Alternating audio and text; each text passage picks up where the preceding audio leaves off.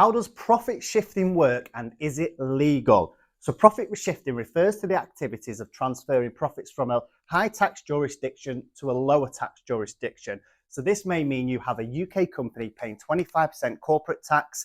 You then transfer the profits to, say, a Cypriot company that pays 0% corporate tax. Now you can do this via a few methods. So you could recharge for consulting, management costs. The Cypriot company could hold IP and license that back to the UK company.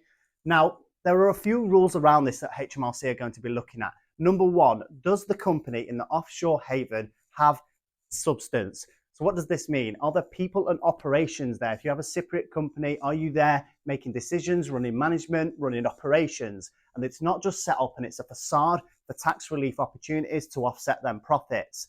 Number two, is the transfer done at what's called arm's length principle? So is there a commercial value to that transaction that would be relevant if the parties were not related, i.e. that it's done at a fair market rate? Number three, if the IP was generally created within the UK company, it can't just magically appear in a Cypriot company and then you recharge a license fee for that use of the IP.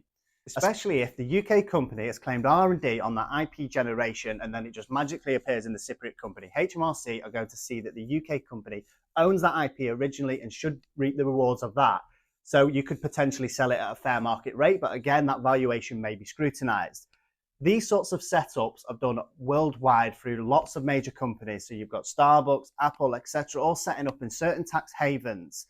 Now, whether they have the accountants and solicitors and the firepower to fight the government and the small businesses don't, highly likely.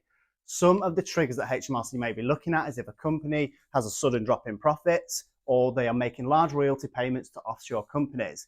Now, interestingly enough, nearly half of the tax havens in the world are owned by the British, so you can make your own mind up who's benefiting from them.